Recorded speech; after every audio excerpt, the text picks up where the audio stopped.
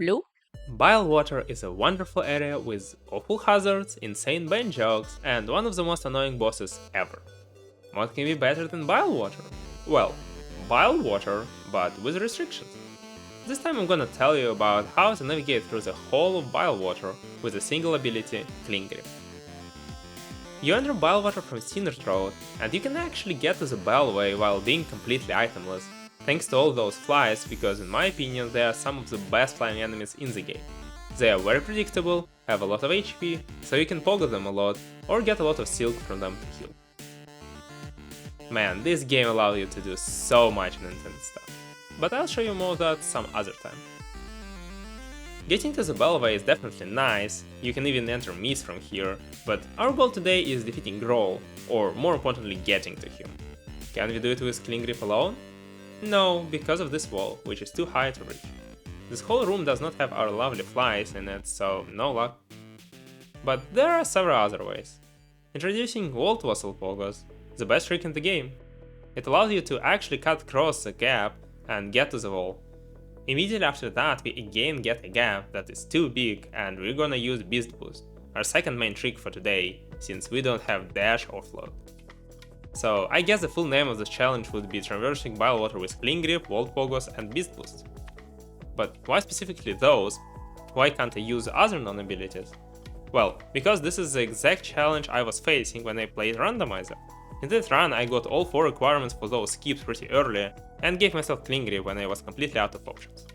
Technically you can get to that game state in vanilla, you just need to use several obscure strats such as Wingless Memoriam, and probably downpatching mid-run for Voltpogos. Well, maybe a little more than obscure. Now that we are on the same page, I can finally show off. This area really expects us to have a double jump ability, or at least some horizontal movement, but we can still progress using another skip, the Cocoon skip. The sad part about it is that we can't use it again until we reach the next bench. The only problem is that there are only 2 other benches in the whole Bilewater. One is insanely far away, and the other is even further away, not to mention that it's basically our final goal, since it's actually Growl's bench. So we just continue using our Beast Crest, which is insanely useful by itself, since its pogo covers a long distance almost as we had dash. But now we come to our first big struggle. And despite this room being mostly vertical, the game expects us to jump from side to side without giving us enough walls to do it without any horizontal. Thankfully there are enemies in this room, mostly Flagnias, and we can pogo several of them.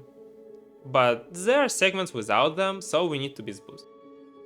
This part is the most cursed one of the climb. I need to pogo one of Moss Leaves now and the other one later, and there isn't much room for this here. But it is possible. And after that, finishing this room is nothing hard. This run was actually recorded about 3 months ago. Oh man, I have too much content to edit. So I had much less experience back then. This jump is actually really easy to do with a Voltpogo, just like that. But I'm glad that I actually managed to do the whole room in one go back then. Immediately after that we face another room that is still hard to manage, the Growl skip room. Sadly I can't do the skip itself, because not only does the skip require float, but also double jump, none of which I have. So we are not gonna bother and we'll continue with the standard route. But it's not that easy. One of the worst downsides of the Beast Pogo is the delay after pogos or charge attack, so we can just wall jump immediately after it. But somehow I managed to do that, which allowed me to continue into the next room. Well, not exactly. The footage you've seen is probably invalid. That's a bit hard to explain though. There is a thing called a Cloak wall jump. When you have the cloak, the game actually first checks whether you are at certain distance from the wall, allowing you to wall jump early. This trick allows you to do the Wingless Memoriam skip, for example. We don't have the cloak here, but in the last patch, Team Cherry removed the difference between these jumps, granting Hornet the ability to always perform a cloak jump. It allows you, for example, to do Widow Memory with only Clean Grip. It is very cursed and only possible on the last patch because of that. The problem is that we are using Voltpogos and Beast Boost, which were patched out, so there are no patch where we can have all of them at the same time. Yeah, it was a bit of an info dump, but if you're actually still here, you're exactly who I'm making this video for. Thank you. So, I actually need to come up with a Voltpogo in the air without using float. heal stall takes too long to be useful, so we're gonna use damage tanking as air stall. This Cloak wall jump is another thing that I had no idea about back then, and was forced to come up with a solution while editing. That wasn't too bad. But we continue our streak of stupidly hard room. You're looking at the hardest single gap that we need to get through. It's so incredibly long that one Voltpogo is not enough. Even two of them are still not enough. So we're going to set up a triple Volt Vessel Pog. I need to remind you that Volt Vessels can detonate each other early. This is really useful in some cases, but it is a disaster here. I spent almost whole stream dedicated to this skip, but the joy I felt after getting this was worth it. Okay. Didn't had enough time, I guess. Please! Yo! Yeah, triple Volt Vessel Pogo was not enough without a heal stall at the end. Thankfully, I noticed that on the spot and reacted in time. And with that, we actually earned ourselves... Did you notice something weird? Something in the wallet. Yeah, I was using infinite silk and tools to make the attempts easier, but I had enough tool pouches for Volt Vessels. Well, I used 1, 2, 3 silk for snare setters, and 9 for a heal stall. Oh, but I had only 11 silk max. Yeah, I guess I had less focus back then. But this skip is not possible without a heal stall. You don't have enough distance with a triple Voltpogo. Do you understand where is this going?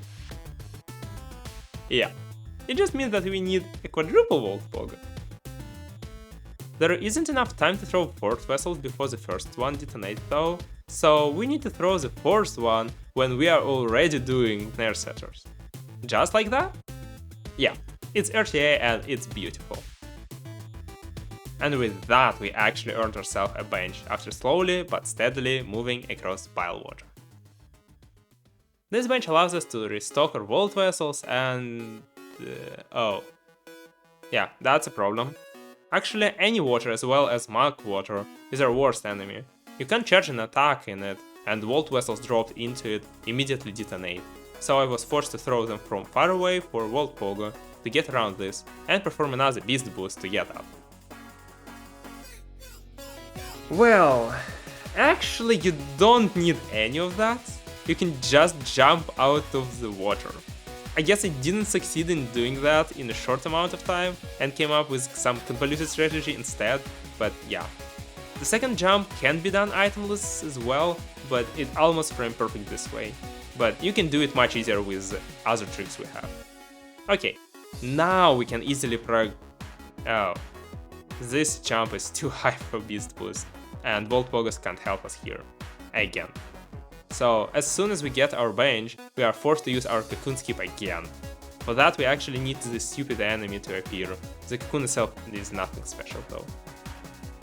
Actually, you can get to the wall just with a heal stall, but it is very precise and RNG dependent.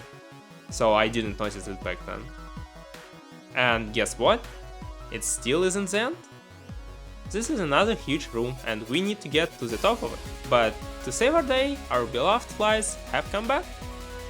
There are 3 flies in this room that will come in handy, since those mug bubbles are too far apart. The game really expects you to have at least something to move around with. This is the hardest room in this challenge, because even though we already did a triple Voltpogo, this time we need to do several skips in a row. First we need to get up.